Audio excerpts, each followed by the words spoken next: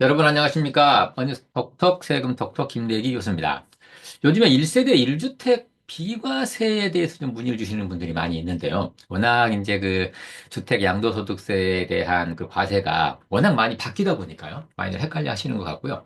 요즘에 이제 많이 그 과세가 완화되어 있습니다. 완화되어 있는데도 좀 헷갈리는 어떤 그런 부분이 있으신 것 같아요. 그래서 오늘은 간단하게요. 1세대 1주택이 이 비과세를 받으려면 그 요건들이 있습니다. 그 요건에 대해서 좀 알아볼 텐데요.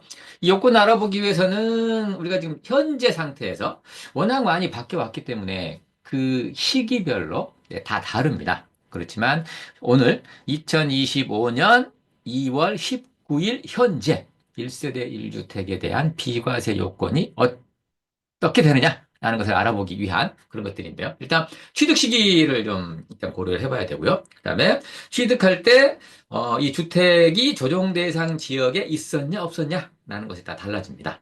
그리고 얼마 동안 보유했냐. 그리고 내가 취득했을 때 이 조정 대상 지역에 이 주택이 있었다면 네, 거주 기간 요건을 또 만족할 만하거든요. 네, 이 부분 좀 알아보고요. 그다음에 지금 현재 양도가액은 얼마 이하가 네, 비과세인지 한번 알아보도록 하겠습니다. 자, 일단 우리가 1세대 1주택 양도소득 비과세 여부를 따질 때는 이러한 부분들을 좀 검토를 해야 됩니다. 일단 1세대 1주택이죠. 세대가 뭔지, 주택이 뭔지 일단 좀 알아봐야 될 필요가 있습니다. 그래서 1세대의 이 세대라는 게 뭐냐? 자, 예를 들어서요.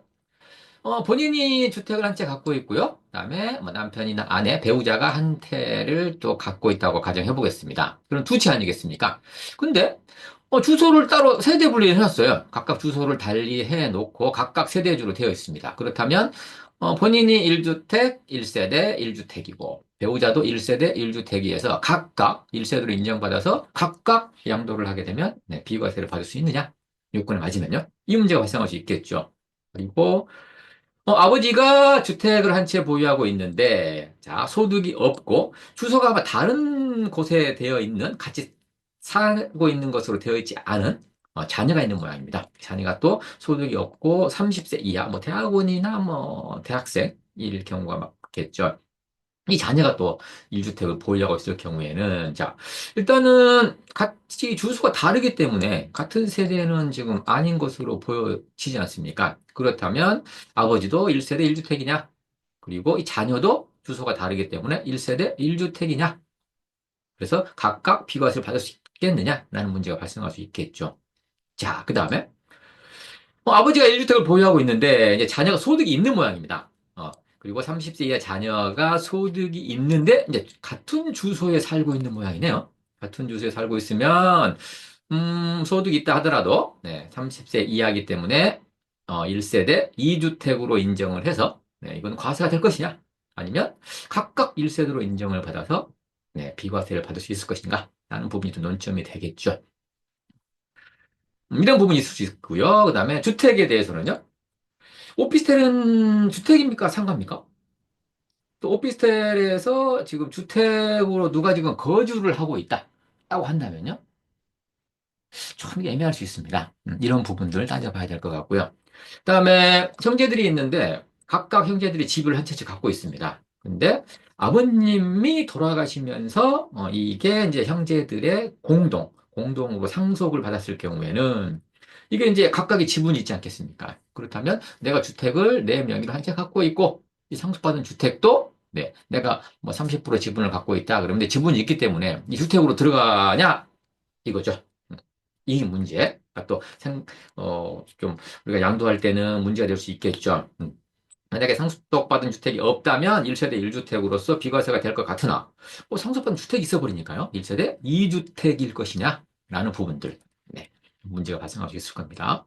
그다음에 이 주택이 있는데 이것을 사무실로 사용을 했다. 그러면 주택이 아니지 않습니까? 그렇다면 사무실로 사용하다 양도한다면 이거는 주택일까요? 아닐까요? 이런 문제가 발생할 수 있을 겁니다. 자, 그리고 아까도 봤습니다만 취득 당시에 조정 대상 지역에 해당이 되느냐, 그리고 이 언제 취득을 했느냐 라는 부분에 따라서 이 조정 대상 지역이냐 아니냐가 문제가 됩니다. 이 부분도 고려를 해야 되겠고요. 그다음에 또 보유기간이나 거주기간 네, 따져야 되겠죠. 그다음에 양도가액을 따져봐야 될 겁니다. 자, 오늘은 우리가 뭐 1세대나 이 주택에 대해서 일일이 따져보기는 너무 시간이 좀 없고요. 오늘은 전체적으로 1세대 1주택이었을 경우에 1세대가 1세대로 판정이 된 세대가 1주택만 갖고 있다고 가정을 했을 때 가장 기본적인 양도소득 비과세 부분에 대해서 좀 알아보도록 하겠습니다.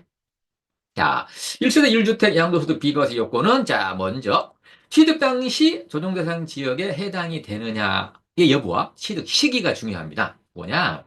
자, 2017년 8월 3일 이전에 취득했느냐, 이후에 취득했느냐에 따라 달라지고요. 그 다음에, 이 주택을 취득할 당시입니다. 취득할 당시에 조정대상 지역이었냐, 네, 조정대상 지역이 아니었냐, 라는 것이 중요해집니다.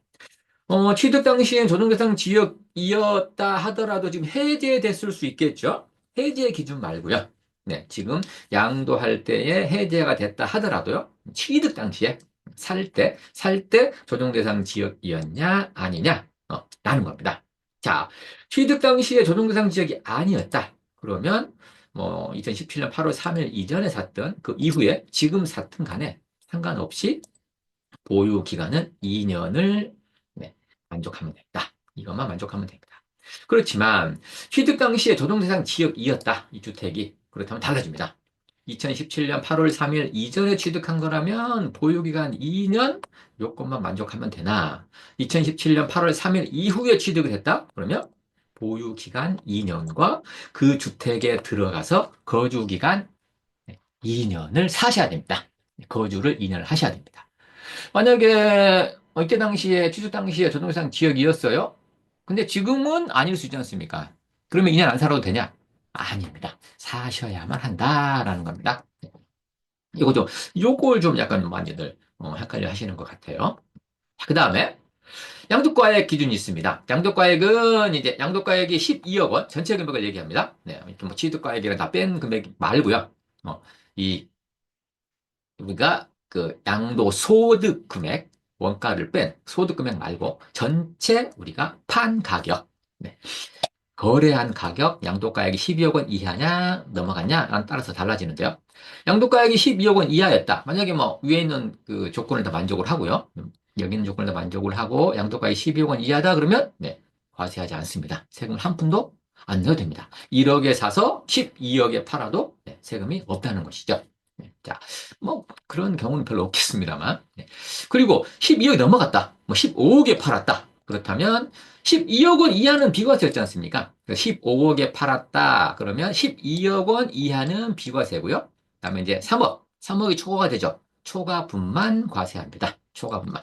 만약에 뭐 20억, 20억짜리다. 그러면 12억까지는 비과세, 8억은 과세한다. 라는 부분입니다. 그러면 8억에 대해서는 어떻게 과세가 될 것이냐? 라는 부분들은 뭐 나중에 우리가 한번 자세하게 알아볼 수 있는 기회가 있을 것 같습니다. 정리 한번 해볼까요? 자, 1세대 1주택 양도소득 비과세.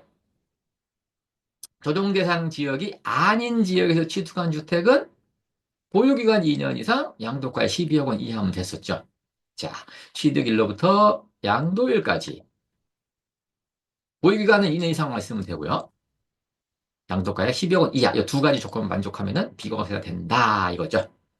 보유가 2년을 만족을 하고요. 양도가액 12억 원이 넘었다. 15억 원이다. 그러면 12억까지는 비과세고 그 나머지 3억에 대해서만 과세한다. 라는 것입니다.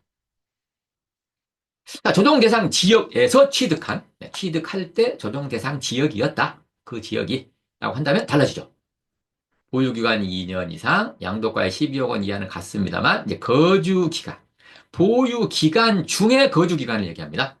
왜냐면 그 집을 사기 전에 그 집에서 거주할 수 있겠죠. 전세로 산다거나 그럴 경우가 있을 겁니다. 그렇다면 그 옛날에 전세 살던 그 기간 인정해 주냐? 아닙니다. 내 소유로 보유하고 있는 기간 중에 거주하는 기간이 2년을 이상이 돼야 된다. 거주를 2년 이상 해야 된다라는 의미입니다. 그리고 이건 아까 말씀드렸습니다만 이 거주 기간이 2년 이상이 된다는 얘기는 2017년 8월 3일 이후 취득하는 주택부도 적용이 된다고 했죠. 그리고 향후에 조정대상 지역이 해제가 되더라도 이 2년 거주 요건을 충족해야만 합니다. 해제가 됐다고 해서 2년 거주 요건을 네, 충족하지 않아도 되느냐? 아니다. 2년은 살아야 된다. 라고 하는 것입니다. 자, 그림으로 볼까요? 취득일로부터 양도일까지 자, 보유기간 2년 이상, 거주기간 2년 이상, 그리고 양도가액 12억 원 이하라고 하는 것이죠. 자, 그래서 뭐 이걸 좀 깊숙이 더 들어가면은 여러 가지 할 얘기들이 많이 있습니다. 더 고려해야 될 부분이 있지만 원칙적으로 1세대 1주택이었을 경우에 비과세는 이렇게 되더라라는 부분들 같이 한번 좀 자세히 좀 알아봤습니다. 그래서 요거 좀 기억하고 있으시면은 좋지 않을까 싶습니다. 자, 그래서 좀 우리가 1세대 1주택이 어떤 의미인지라든가 그다음에 뭐 이제 보유 기간을 어떻게 산정을 하고 그다음에 1세대 1주택이었을 때 12억이 넘어갔을 경우에는 과세가 되는데 그때 장기 보유 특별공제는 어떻게 받을 것이며 뭐 이런 자세한 부분들은 나중에 하나하나 차근차근 알아보는 시간을 갖도록 하겠습니다. 자, 오늘은 이걸로 마치고요. 이 동영상이 마음에 드셨다면 좋아요, 구독, 알람 설정 부탁드리고요. 다음에 더 좋은 컨텐츠로 찾아오도록 하겠습니다. 네, 김대기 교수였습니다.